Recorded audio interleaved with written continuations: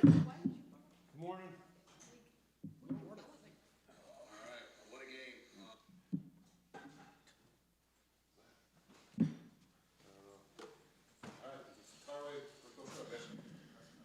How's it feel to be a semifinalist for the Royals Award? Kind of a pretty cool deal, huh? Did you know that? No, I did not. Yeah. What does that mean? Feel not much after getting shut out at half at Oregon State, to be honest with you. So kind of sucks. Just what happened in that second half that either didn't work or the Oregon State did well to shut you guys down in the second half? Man, a lot of things, but specifically, we were 18 of our 23 rush attempts were not efficient. So when people said just run the ball, I was trying. And 44% of our run yards or something like that came on one of Dylan's runs. So it was tough. It was a tough week. And, normally a room that's super consistent in our offensive line room was not. And we had to shuffle some people around during the week with injuries. And there was things that I thought showed up a little bit in practice and showed up again in the game. So some of those, it wasn't about the guys not being excited or fired up for the game. I think there was just a lack of ability to execute in some of the run game hits. Even that first drive, if you really watch the film, we were not hitting on our run plays. And that was something that, we really felt like at halftime we were going to be able to clean up and do a better job of in the second half, and that certainly didn't happen. We had the ball 4 times in the second quarter.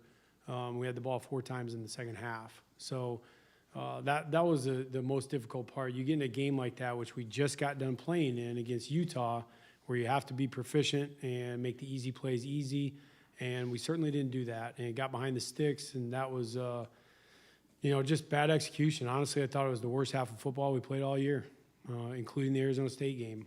We executed poorly. The standard was low. We got to be better. We're underachieving on offense right now, and we've gotten bailed out 2 weeks in a row in the second half, and that's got to change. It's got to be way better. Practice has got to be better. We got to be ready to play a really motivated Washington State team. Dylan looked like he really gutted it out, especially on the final drive. Yeah. Oh, are we going to see him at the Apple Cup? Yeah, I hope so. He's in a boot right now. He's working through some things, but, he kind of banged his foot up. He got stepped on, and we'll see. Right now he was pretty optimistic yesterday. He felt a lot better. Sometimes when you get on the plane ride, those things can swell up a little bit, but he was doing okay. So I'm hoping that he can make it back. And he did. You're absolutely right. He was a warrior out there. His foot was killing him, and he was still trying to go. Yeah, before the final drive, when Oregon State had the ball, he didn't look good, but he went out there and toughed it out.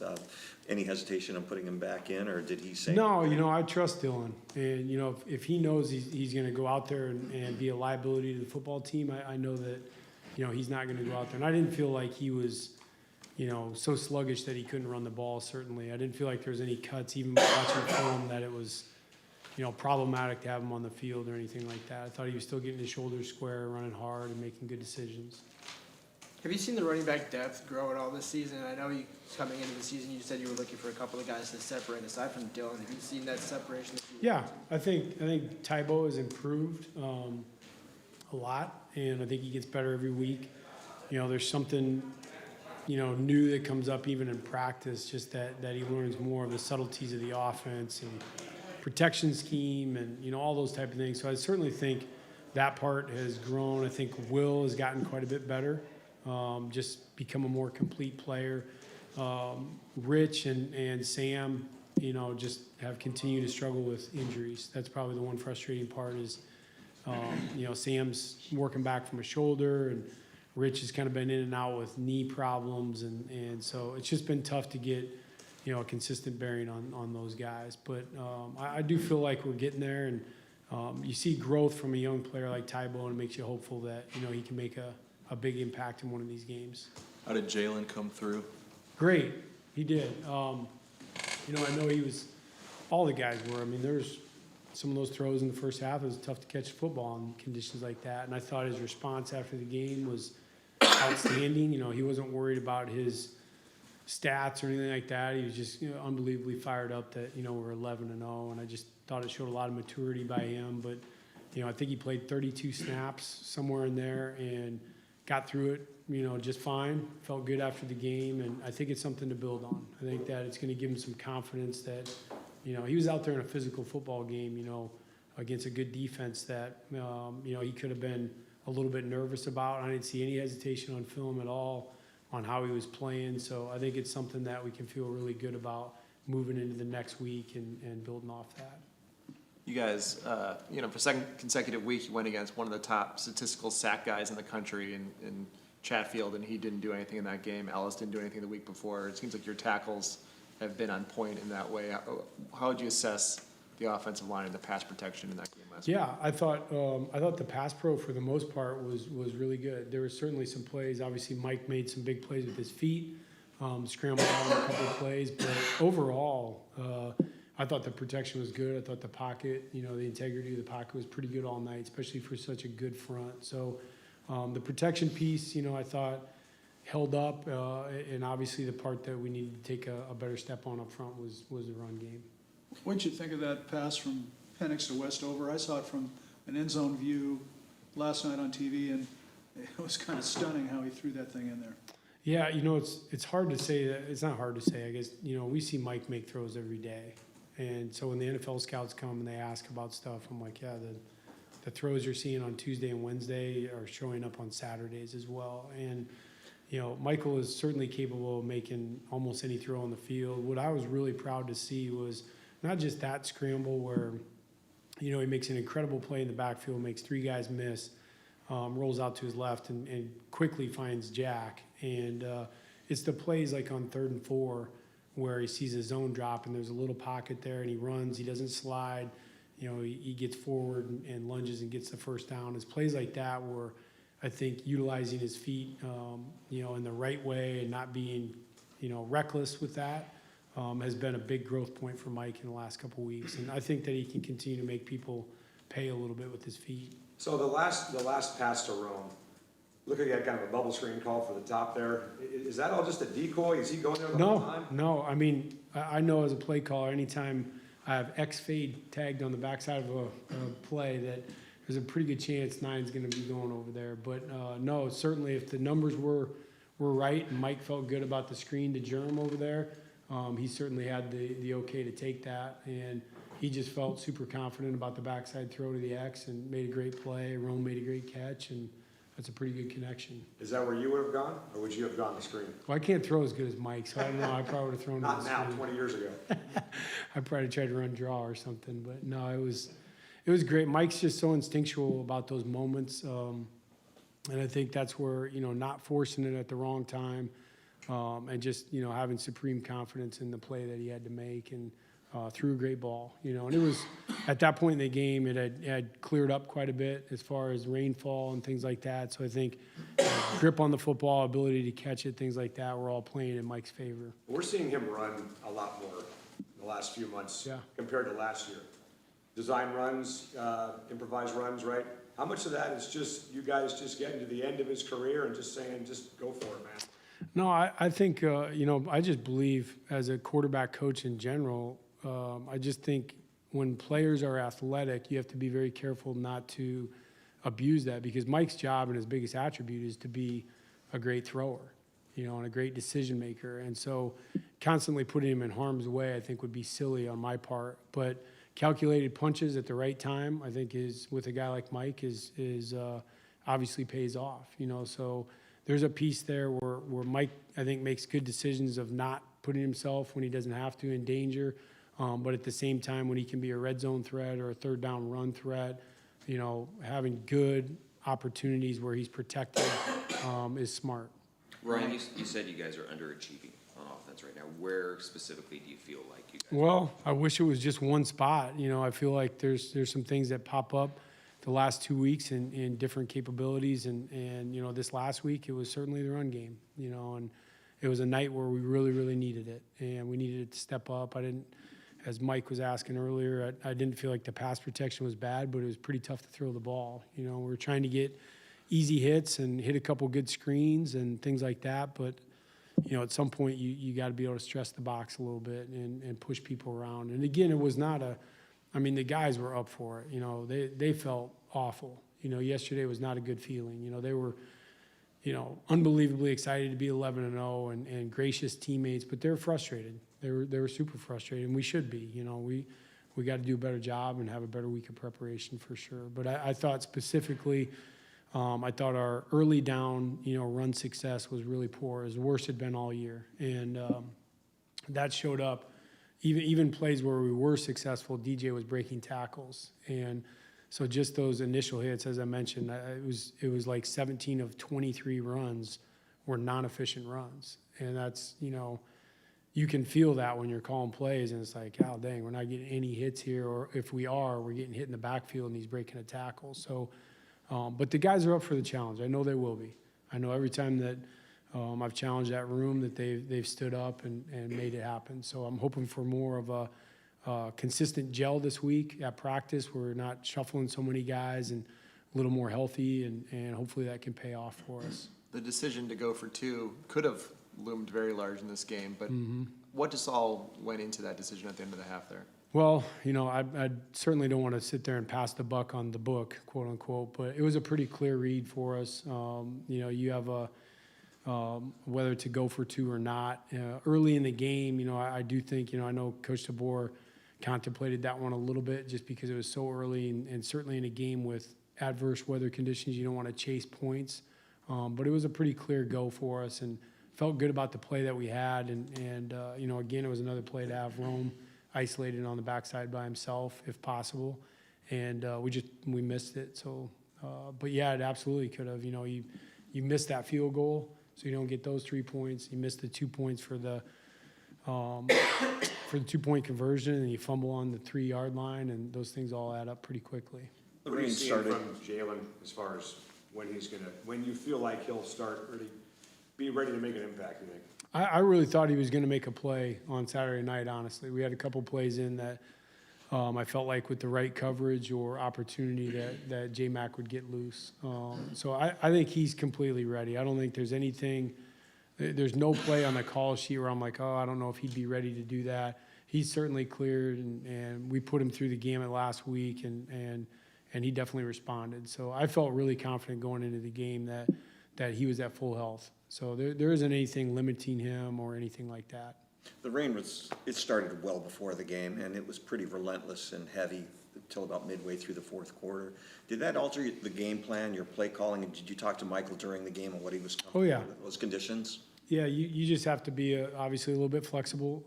Prior to the game, in our one-on-one and pat and snatch lines, we had 3 drops on the left side and 3 drops on the right side, and they were all by backup players. I thought before the game, the rainfall was steady but not heavy, and we were catching the ball really, really well. So it felt like intermediate throws, things like that, or vertical throws where they're not, you know, getting stuck on you as much, were very completable. And then it started to pick up quite a bit in the first half. So that certainly changed some things. There were some RPO plays that, you know, Michael, you know, let me know, hey, this is hard. I just need some time to get my hands on the football and get a good grip on it. So there certainly was things on the call sheet that we didn't and couldn't get to. But there was plenty of good calls to make. You know, that wasn't the problem. You know, it was, you know, the ones you can't make in that type of weather, and it was more a matter of execution. One of the things that's been brought up a couple times on TV the last couple of weeks is the size of Michael's hands. Are his hands bigger than normal? Yeah, he's got some big mitts. I think he's pushing 11 inches, you know, which should probably be in the top 1% of the draft.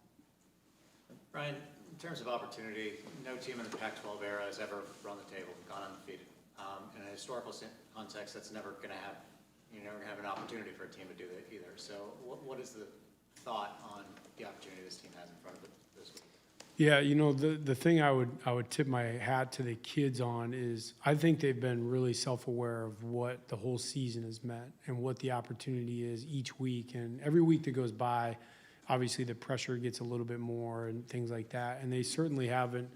I've never felt like we walked onto the game field and the kids looked tense or they looked like they were scared to make a play.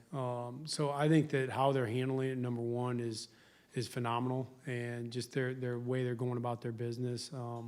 But number two, it's a huge deal. You know, the opportunity that they have in front of them, you know, everything that you set out for in the preseason, everything you're trying to accomplish is right there in front of you. And they're excited for the opportunity. They're excited for the challenge. We had Giles played his 4th game, so has that decision been made at this point? Yeah, good chance he'll just be on the sideline. Yep. You know, we're going to do everything we can to make sure he doesn't play so that he can play next year. And what's the thinking, just a veteran guy, bringing back a veteran guy? Yeah, you know, there's certainly a personal aspect to it as far as just, you know, we've got enough bodies to be able to go out there and compete and win the football game and, you know, kind of put it on the guys a little bit like, hey, let's go out here, everybody do your job so that, you know, Giles can have another year to play football. You know, and there's a piece of motivation there with our guys that they certainly want that. You know, I know that the receivers, Rome and JP and J-Mac, they take that personal. Like, they want Giles to be able to play football next year. Pac-12 championship doesn't count towards, is that, or it does for Giles? No, it does. Once we're in postseason, we're good. Gotcha. So we just got to get through this week. What do you think that Julius Buelow has added just since he's come back and has seemed to gotten healthier? It looks like the interior pressure has just kind of deteriorated a lot from where it was against like Arizona State to where it is now. Yeah, Juice, you know, the obvious statement is length. And at guard, you don't, you know, typically have 6'8" guards. But much like Jackson and Biney last year, Nate and Julius create length where you can pass off twists, and he's athletic, you know, moves really well. So from a pass protection standpoint, he adds a lot of length to be able to get to spots and keep everybody protected on the inside. Anything else, Coach Graham? Appreciate it. All right. That's right.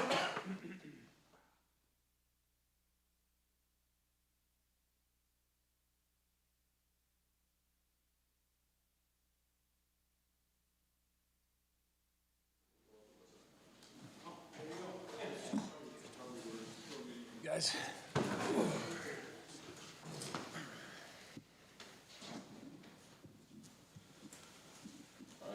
Holding Oregon State to a season low in points, but you had the rain, I guess, to assist that a little bit. Was that kind of mean to you to pull that off on Saturday? What's it, one more time? Just the season low for Oregon State. Oh, points. yeah, I mean, you feel like walking into the game, I think it was clear to everybody on staff and the team that they're at the very top of the league, and to go into a hostile environment and to you know, come away with a win, and we felt like it was going to be one of our most challenging games of the season walking into it, and it certainly was, and just really proud of the guys and just, you know, being able to stick to it and stay together and fight their tails off and find a way to get the W at the end of the game. How'd Martinez kind of compare to other backs that you've Man, he's a beast. I mean, I look at that kid from a year ago as a freshman, and I feel like he put on 25 pounds. He's a strong customer. He's got some elusiveness to him. He runs behind his pads. He runs with power. And, you know, it took all of our guys, front and back half to get him on the ground. And I think he's a great football player and really fits into their systematically what they want to do, kind of ground and pound. And he's as tough as any back we faced throughout the season. You guys were obviously down Zoe in that game, and go forth, you know, was beat up early. How do you feel like Carson stepped up in that kind of? Yeah, excited for Carson. You know, challenged him kind of coming into the week. You know, in terms of, you know, kicking it up a notch and being able to, you know, play the best game that he's played in a dog uniform. And, you know, the stats don't lie. He was all over the place, very productive. You know, led us in tackles. Creating involved with all of our takeaways. We look at it, you know, had the forced fumble, getting the ball tipped up before half. Just excited for him to be able to go out there and compete at a really high level and not only just you know, play, but make plays. And so really proud of him, and he did a fantastic job for us. Looks like you were down 3 safeties going into the game.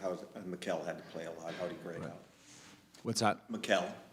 Yeah, Mikkel did a great job. I think the great thing about Mikkel is he's always ready. And there's such an innate sense of trust with a young man like that I've asked him to play kind of multiple positions and do multiple things and always be ready. And he's always kind of been the next guy up. And And he actually played really well, and so excited for him. And again, he's a guy that's been in the system for a while now, so you can trust him to go out there and make the right decisions. And he made some plays. Expecting any of those guys back this week? TBD. You guys had the same personnel situation at safety against USC, and you'd moved Mish back and started Thaddeus and moved Jabbar over. What goes into the decision to maybe do something like that versus rolling with McCall in this game? Whatever gives us a chance to get one more point than them. So, I think you take a look at it structurally, what they do, and then you find a way with, what you have available during the week, and you put it together. And I think, I hope, we really made a concerted effort, I think, going back to last spring, to cross-train a lot of guys and have guys play different spots. And right now, it's come to fruition. We've had to have guys that are able to move around and bounce around to some different spots, and so that's certainly always on the table. I think the thing we're confident in is we've got some guys that have high football IQ. So if we ask them to make a position change, for a specific game plan item or for a week, that we have the ability to do that. Well, at one point of that game, you had Thule and Hampton go out in the same play. You showed up a lot of guys that did not play. ZTF was out. You probably had either half or less than half of your original starting lineup to begin the season on defense. How much of a challenge is that for you to be down that low at one point, even though some guys came back? Right. Well, it's FIFO. You got to figure it out. I think that's where the preparation comes in through the course of the week. And I know it's a very cliche thing to say, but it's the next man up, and the next guy's got to be ready to go. And I think during the week of practice, we always make sure that we're intermixing our groups. So if something does happen, that guys can, step up to the plate when their opportunity shows up and go out there and perform. And not just from a standpoint of not letting us down, but going out there and making plays. And so it's one thing I'm really proud of the guys, because we've obviously been in that a little bit here throughout the course of the season. And we need the next guy to be ready to go in the game and execute with the game on the line. Chuck, the second to last scoring drive for the Beavers, the touchdown drive, you had Muhammad on the sideline for a large majority of that drive. Was that just to kind of give the guy a break kind of thing? Or? Yeah, we're basically on a 3-corner rotation right now, and so trying to, playing at a high level, trying to keep him fresh throughout the course of the game. We did end up, rolling about 82 snaps on the day, and I think obviously we got to keep our top end guys if there is an opportunity where we feel comfortable with putting somebody else in the game. To give those guys a break throughout the course of the game, but Jabbar obviously had a phenomenal night for us. But there's times where we're going to rest those guys intermittently throughout the course of the game. How would you sort of encapsulate Jabbar's season? Obviously, he had the big game Saturday, but as a whole, how would you describe the? Awesome. That was fantastic. I think his preparation level, his determination, his focus, his football IQ, his skill set. It's just not a surprise, when he goes out and has a really dominant game. You think about statistical domination. He had as good a game as anybody's had playing corner the whole season in the conference. And it's, it's one of those things that's expected just because the inner workings and how much time and effort and energy that he puts into it on a weekly basis. And we trust him. We trust him to be on an island. We trust him to play different positions. We trust him to, be involved in special teams.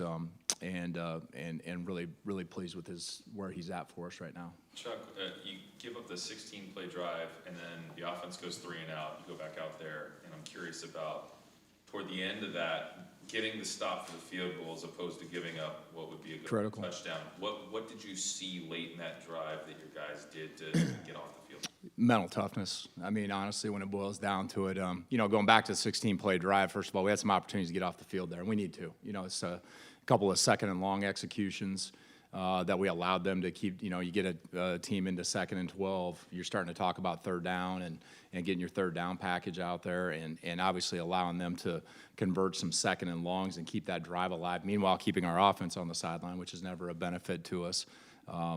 But those guys just bouncing back, and even after the 3 and out, I think there was a real sense. It was coming off a TV timeout, and just the emotion of our guys, like really excited to go back out there again, really understanding that the game was on the line, and gonna fight, scratch, and claw with every ounce of energy in their bodies to be able to get the stop, and walking into it that series pretty confident, to be honest with you.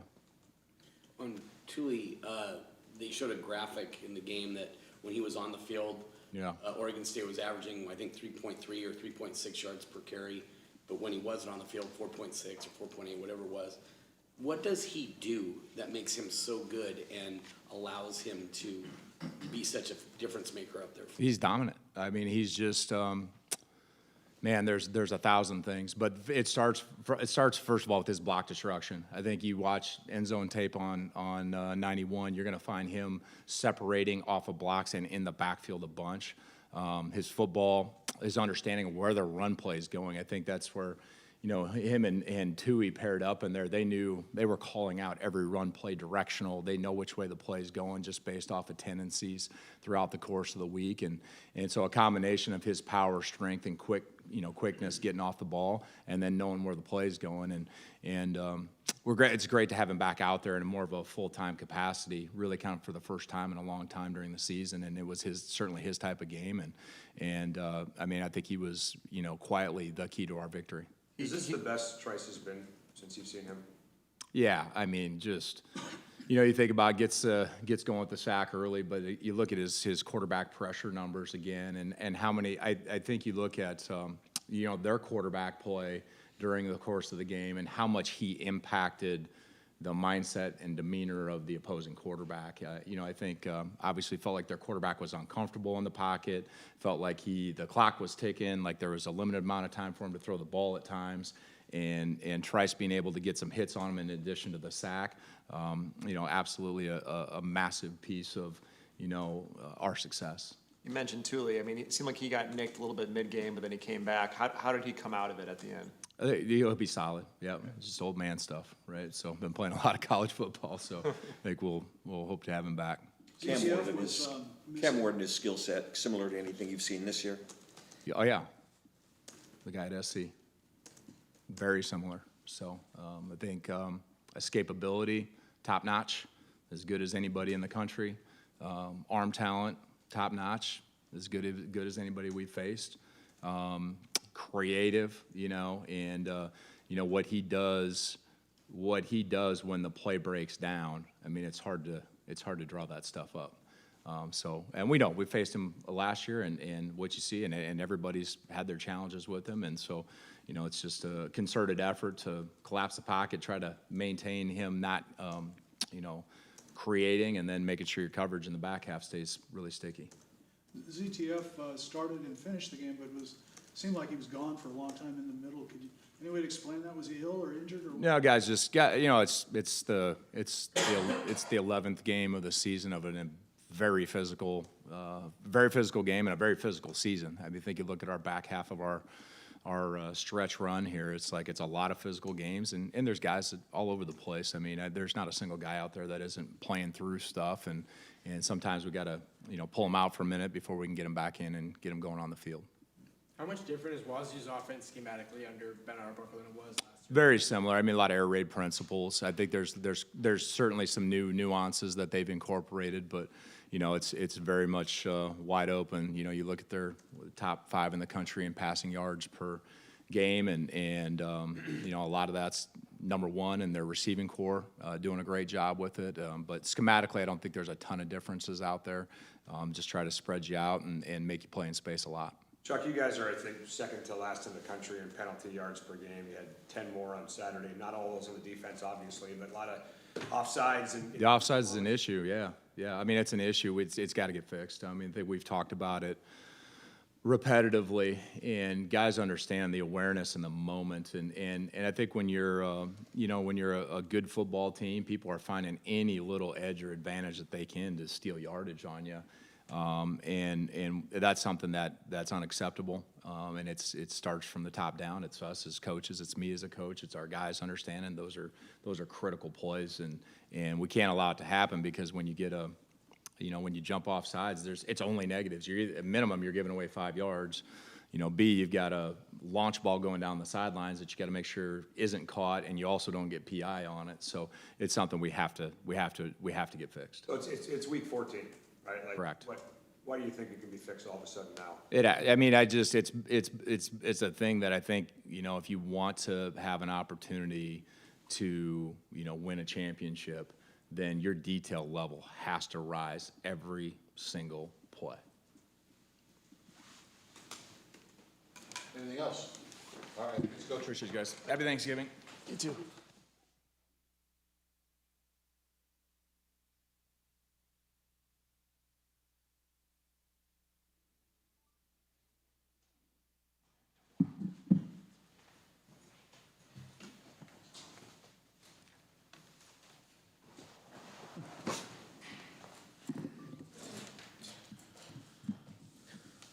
right, Chuck just said it, but happy Thanksgiving week to everyone. It's Apple Cup week, so a fun week for our guys. Great week when it comes to the tradition for our program, and of course Washington State's program, and this game that's happened with a lot of history. So proud of our guys from last weekend and finding a way to get number 11. And get a chance to be in the Pac-12 championship. Certainly one of our goals when we set out beginning of the year of making sure of trying to get into the Pac-12 championship and winning it. And so excited about that. Get to celebrate 15 seniors this weekend that we'll introduce before the game. So big weekend for us. And, I know our team, it's really cool seeing how they respect our seniors so much.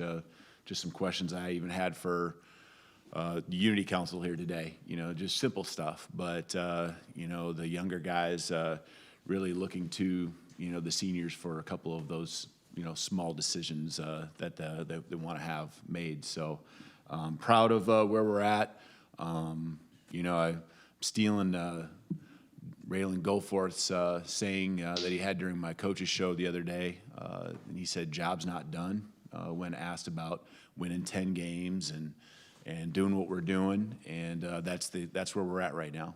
Job's not done, and we got work to do. And you can hear all the little things that we need to continue to improve on, and we got work to do this week. So it's going to be, it's fun playing on Thanksgiving. Whether it's a rivalry week or, when I was a small college coach, it was a playoff week, big playoff weekend. So a lot of special memories. Love playing at this time of the year, celebrating Thanksgiving and all that, but big weekend. Did you have any input on continuing the Apple Cup? Thoughts on it? Did you have any input on that?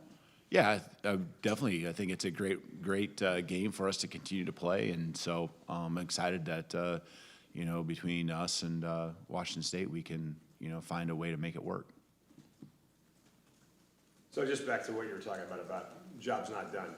You've clinched a spot in the Pac-12 championship, yet you have a game to play before you get there. Your guys have done a pretty good job of not putting the cart in front of the horse. So how do you kind of make sure that continues for this weekend? Yeah, I think with where we're at right now, it's great to know that you're in that game, and so I don't think we relax. It's just especially with a perfect record that we have going. There's a lot of pieces just to putting our name in the history books of Husky football, and it's one game at a time, and this game means something to the rivalry that we're playing in.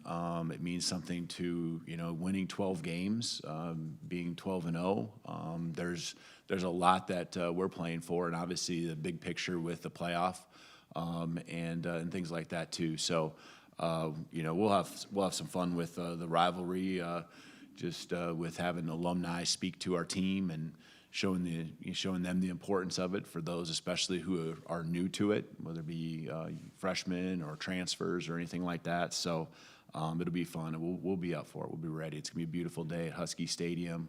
Place can be rocking. What are your thoughts on a rivalry game in general, where you have one team that has everything to play for and essentially another team that has nothing to lose? Yeah, well, I mean, they're playing for a bowl berth, too, so bowl eligibility. So they certainly are coming in to play and have something to play for, and we know that. And I think there's just rivalry games. You throw the records out, and it's the last game of the season. You want bragging rights, for the next 12 months, and so there's a lot to this game, and our guys get that.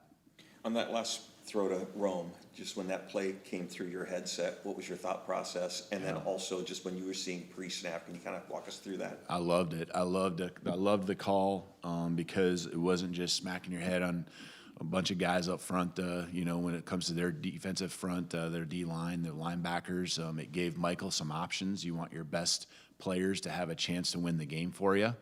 And there was number of ways that could go. We had timeouts available in case there was really something we didn't like, and we were ready call that if we need it. So, you know, to me, we had, I mean, I heard the call from Ryan, and you know, it was one of those things where, you know, I thought it was perfect timing. You know, we hadn't shown it yet, and it's been maybe something we'd shown a long time ago, but there's really no way they'd practiced that exact look with that motion and shifting and things like that. So in the end, 9 has the ball in his hands, and he's got one single to him by himself with some options even to the right side of the field. Did you know he was a freshman out there covering it? I didn't know which one when you line up. You know, I mean, you're looking at the structure of the defense first, and then just knowing Rome's over there and knowing that. I mean, a year ago they had some top tier guys in the secondary, and I think we felt good about the matchups no matter who was over there. So not necessarily who the individual was. No. Ryan said it was the worst half of football you played all year. You kind of echo those sentiments?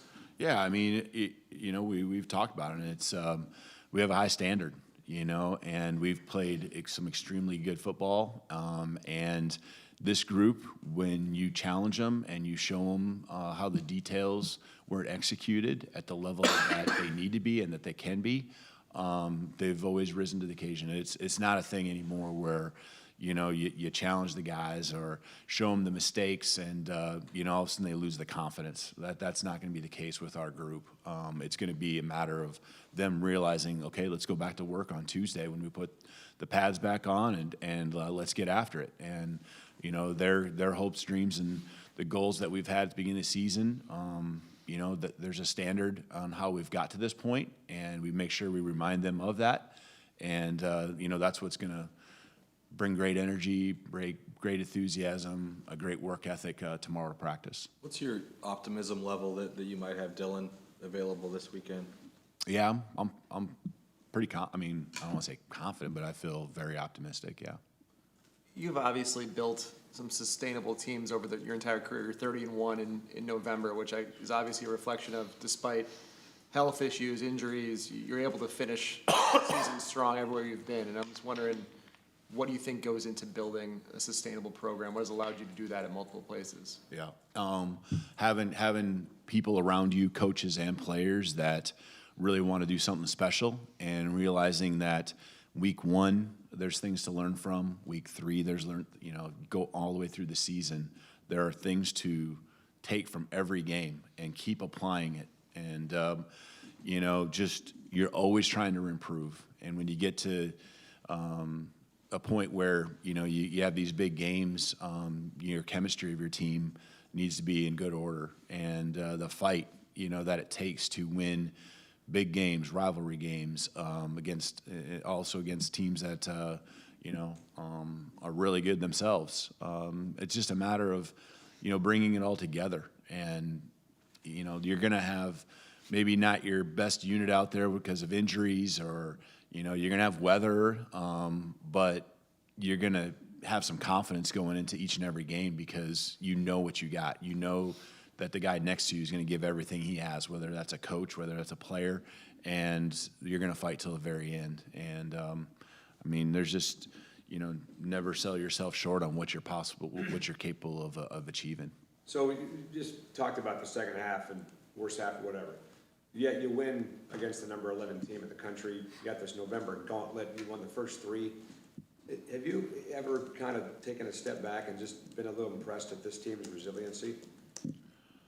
Yeah, I mean, I keep reminding them that that's who we are, you know, and you build all year for this. I mean, I know it's been said a couple times. I mean, I've hung my hat on, we're built for this, you know, and you're not built for it just because of your body type or, you know, the plays you can make. You're built for it because of the mental piece that's in place, and it doesn't just happen because of 1 game or 2 games. It happens because even more than a year of training, 2 years of training, the experiences you go through, you know, how important it is to you.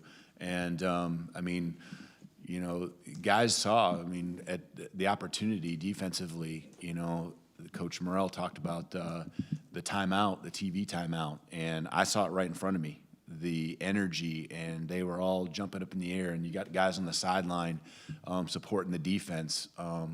We play team football, And there's things that we can always do better, but in the end, we're supporting each other to the fullest, and that's really what's happening right now.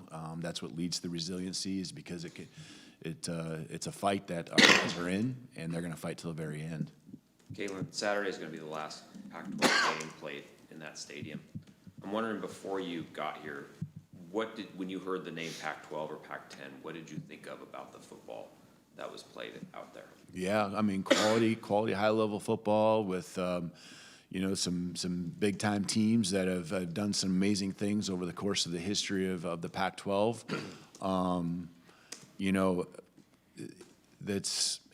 I think once you're in it too, you kind of, this year as we kind of go through it, there's been a time or two where you're like, man, we're not going to play Cal, again, or going down to Arizona and how hard that was, time and time again, in the history of even us going down there as a program, and some of those things just being lost, and I guess from my end, the piece I want to make sure in the program that we do is we continue to honor the things that have happened here, and the alumni that have done so many great things to get our program to this point, the great accomplishments individually, the great teams, those great moments and championships that have been won, and the people that it took to do that, just continuing to, honor and recognize this is our program. This is because of what they did, and so there are things that will change, obviously, but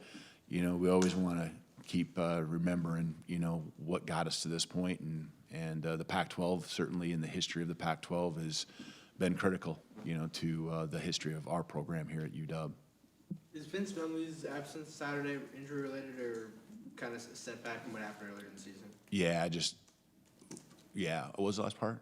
Vince Menley, is that what kept him out of those 3 games in the middle part of the season? No, it's not injury related, but just personal things. Is it, when you say personal, I mean, is it disciplinary or? No. It's just, I don't want to comment on it too much. Things are going through, so. Kalen, was Tupatella not playing related at all to the fumble against Utah? No, not at all. Not at all. I knew something was going to be probably generated at some point. I was putting 2 and 2 together. So, yeah, hopefully we have Zoe back here soon. But his setback had to happen pretty late in the week because we had him on Tuesday, and he was looking pretty good at that point. Yeah, he was practicing. Yeah. He was practicing then. So, yeah. I'm optimistic that he'll be back, this weekend. Even when you've got all those guys healthy, how thin, I guess, is the margin between, him and Eddie as the starters? Carson has been coming off the bench. Obviously, those backup guys play a lot still, but Yep. How thin are those margins between deciding who's going to start Very and play the most reps? Oh, sorry. Very thin. They all bring a little something different. There's the snap counts at the end of the game a lot of times are not that far off, and there's a reason why, is because they all have qualities that can help us win football games. And the really cool thing is that they've done an awesome job of setting aside their individual, accolades and things like that they could accomplish for the betterment of their unit as a linebacking core, our defense, and our football team. And so Coach Inge has done an amazing job just really keeping them all on the same page. They support each other as much as any group on our football team, and it's really cool to see. And I'm proud of the way Carson stepped up, played those extra snaps. Honestly, not surprised that he had the game he had, because he's always ready to go. We see what he does on special teams. He's a passionate guy. He wants to go down and make big plays. And he wants to do that on defense as well, and he did that on Saturday. I know that it's out of your control, but the playoff rankings come out tomorrow. Been a lot of talk about why you guys aren't getting more respect around the country. Does that kind of provide motivation for your kids still today? Yeah, I think there was a lot of things last week, where we got to kind of play an underdog role. The chip on your shoulder type piece.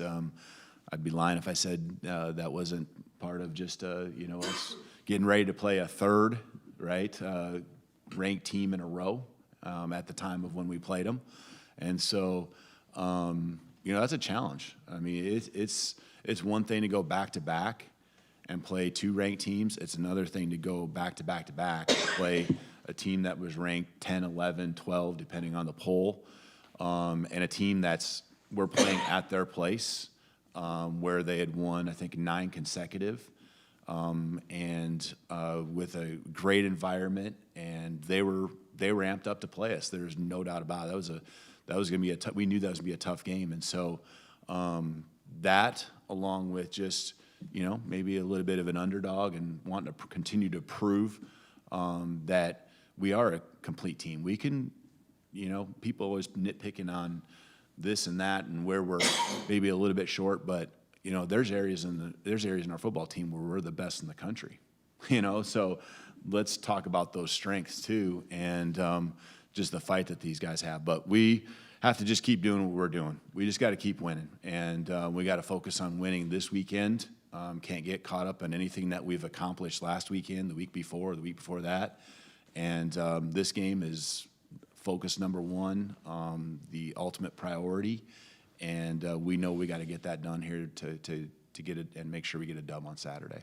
After the game, somebody asked me about the atmosphere down at Oregon State, and I kind of told them that you guys have been playing that kind of atmosphere all year long, back at East Lansing, Parents Weekend down at Arizona, Utah, Oregon, and even down at Oregon State. Another rowdy crowd expected on Saturday. Are you guys used to this? Is it something you get used to? Yeah, I've said it in different ways. I think when the lights are brightest, our guys play their best. I mean, they get amped up, and they prepare well. And again, there's things that we just talked about. We didn't play the best, the best half of football in the second half offensively, and there's things we want to get better at. But we'll find a way to win against those in those big atmospheres. And our guys are not gun shy. They're not, they don't back down.